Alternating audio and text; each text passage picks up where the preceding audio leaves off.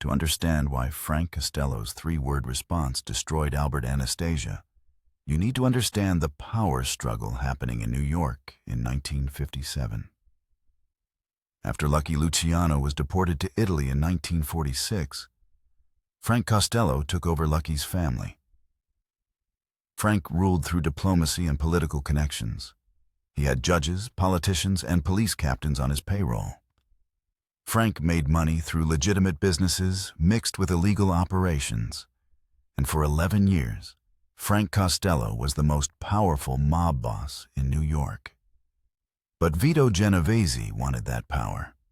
Vito had been Lucky's underboss in the 1930s. He'd expected to take over when Lucky went to prison. Instead, Lucky chose Frank. Vito never forgave that betrayal. So in 1957, Vito made his move. On May 2nd, 1957, one of Vito's men shot Frank Costello outside his apartment building. The bullet grazed Frank's skull. An inch lower, and Frank would be dead. But Frank survived. And after that shooting, Frank made a calculated decision. He retired, stepped down from active leadership, told the commission he was done. Vito could have the family. Vito thought he'd won. But Frank's retirement wasn't surrender. It was strategy. Because Frank knew something Vito didn't know. Carlo Gambino had been planning his own move, and Frank's retirement was part of Carlo's plan. Chapter 1. Carlo's ambition. Carlo Gambino was 55 years old in 1957. He was the underboss of the Anastasia crime family. But Carlo wanted more. He wanted to be boss. The problem was Albert Anastasia. Albert was Carlo's boss. Albert was also insane. Albert Anastasia was called the Lord High Executioner because he'd personally killed over 30 people. He'd run Murder Incorporated, the commission's enforcement arm in the 1930s. Albert was violent, unpredictable, and terrifying. But Albert was also sloppy. He made enemies. He killed people without permission. He operated independently, and he was bringing heat on all the families. Carlo saw an opportunity. If Carlo could remove Albert, Carlo could take over the family. But Carlo couldn't do it alone. He needed allies. He needed the commission's approval. And most importantly, he needed Albert isolated. So Carlo made a series of moves. First, Carlo reached out to Vito Genovese. Vito wanted Frank Costello out of power. Carlo wanted Albert Anastasia out of power. What if they helped each other? Vito would move against Frank. Carlo would support Vito publicly. And in return, Vito would support Carlo when Carlo moved against Albert. It was a deal. Second, Carlo reached out to Frank Costello. This was the risky part. Frank and Carlo weren't friends. They were rivals. But Carlo understood something important. Frank was smart enough to see the bigger picture. Carlo met Frank secretly in April 1957. 1 month before Vito's assassination attempt. Mr. Bachunet, Costello, I need to tell you something. Vito's planning to kill you. I know, Frank said calmly. And you're helping him. Not exactly. I'm letting him think I'm helping him.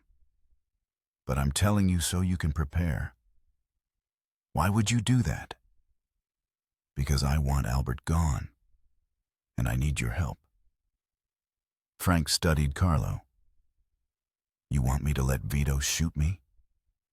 I want you to survive the shooting, then retire. Make it look like Vito won. But in reality, you and I stay in touch. We work together behind the scenes, and when the time is right, we remove both Vito and Albert. Frank smiled. That's ambitious. It's necessary. Albert's bringing too much heat. Vito's too aggressive. The Commission needs stability. And you and I, Mr. Costello, we understand stability. What do I get out of this? You get to retire with your life. You get to keep your businesses, your money, your connections. And you get revenge on Vito without lifting a finger. Because once Albert's gone, Vito loses his strongest ally. And then we move against Vito. Frank thought about it for a long moment. Then he extended his hand. Deal. 1 month later, Vito's man shot Frank Costello outside his apartment. Frank survived, exactly as Carlo predicted. And Frank retired, exactly as Carlo needed. But Albert and Anastasia didn't know any of this. Albert thought Frank had quit because he was scared. Albert thought Vito had won through strength. Albert had no idea that Frank and Carlo were playing a longer game. Chapter 2. The Commission Meeting. September 14th, 1957. The Warwick Hotel. The Commission met to discuss the new power structure. Vito Genovese now controlled what had been Frank Costello's family. Carlo Gambino was still underboss to Albert Anastasia. But everyone knew the landscape was shifting. Frank Costello attended the meeting as a retired boss. He had no vote, no official power. But the Commission respected him, invited him to observe, to offer advice. Albert Anastasia was in a good mood. He thought his alliance with Vito had strengthened his position, thought the old guard was back in control. The meeting was routine. Territory discussions, profit sharing, dispute resolutions. Everything was calm until the end. Frank Costello stood to leave. He shook hands with the bosses, wished them well. That's when Albert spoke up. Frank! Albert's voice was loud. Frank turned around. Yes, Albert? I want to say something about you. Frank waited. You're a traitor. The room froze. Albert continued. You retired to save your own skin. You handed our family to Vito without a fight. You betrayed Lucky. You betrayed the Commission. You betrayed everything we built. Frank's expression didn't change. Albert, I retired to avoid a war, to keep the peace. That's not betrayal. That's wisdom. Wisdom? Albert laughed. That's cowardice.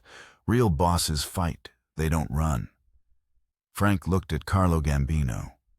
Carlo was sitting next to Albert, his face carefully neutral. Then Frank looked back at Albert and said 3 words. Ask Carlo why. Albert's smile faded. What? Ask Carlo why I retired. Ask him what he knows. Albert turned to Carlo. What's he talking about? Carlo's face was stone. I don't know what he means. Frank smiled slightly. Don't you? Carlo, tell Albert about our conversation in April. Tell him about the deal you made with Vito. Tell him about your plan to take over his family. Albert's face went from confused to furious. He looked at Carlo. Is this true? Carlo, did you betray me? Carlo didn't answer immediately. The room was silent, everyone watching. Finally, Carlo spoke.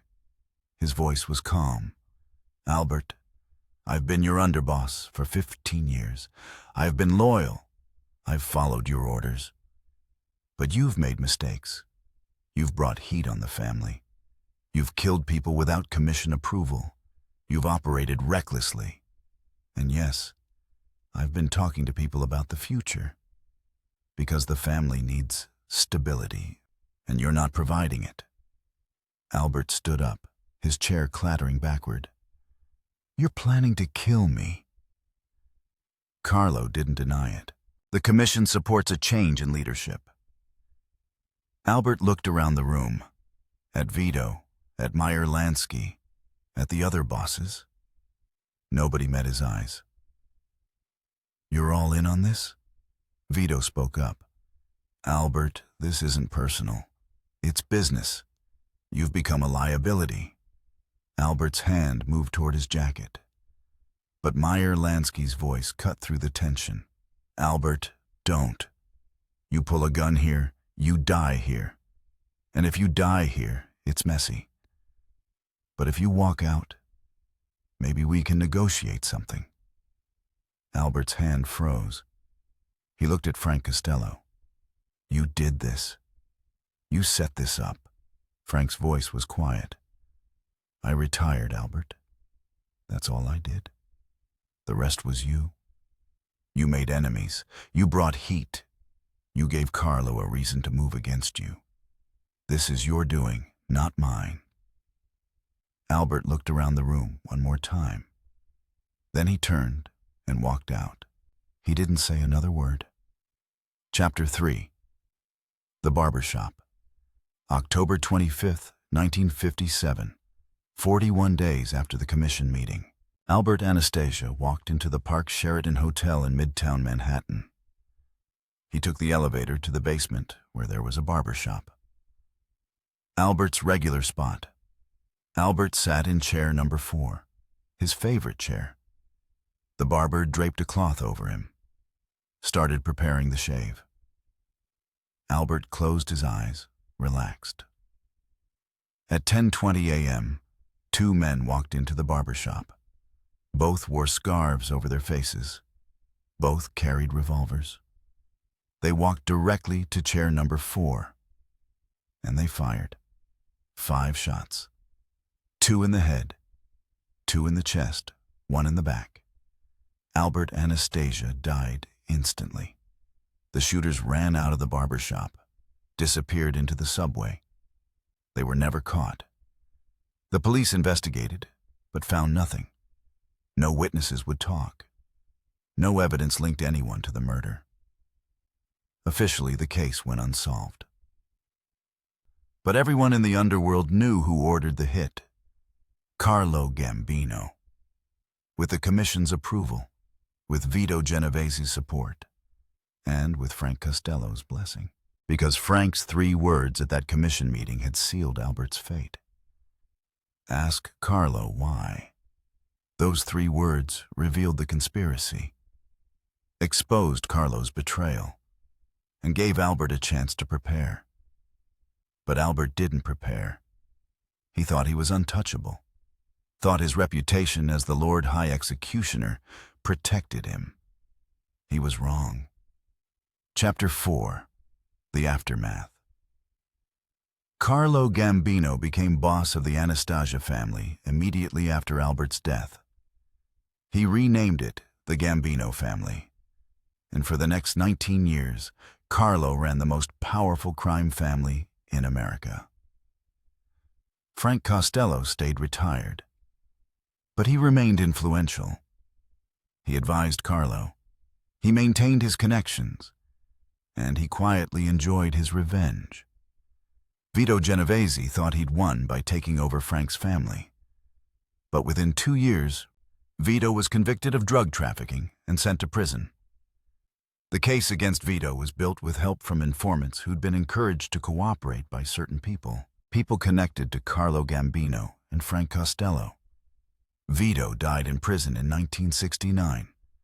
Meyer Lansky, who'd watched all of this unfold, later said that the 1957 power shift was the smartest move he'd ever seen. Frank Costello retired without losing anything. Carlo Gambino became the most powerful boss in New York. And Vito Genovese and Albert Anastasia, the 2 most violent bosses, destroyed each other.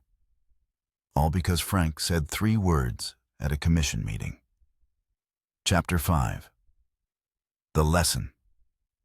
Years later, a reporter asked Frank Costello about that day, about Albert calling him a traitor, about those 3 words that started a war. The reporter asked, "Did you know Albert would die when you said that?" Frank's answer was careful. I knew Albert was in trouble. Everyone knew. Albert had made too many enemies, brought too much heat. The commission was ready to move against him. But you exposed Carlo's plan in front of Albert. That gave Albert a chance to defend himself. Frank smiled. Did it?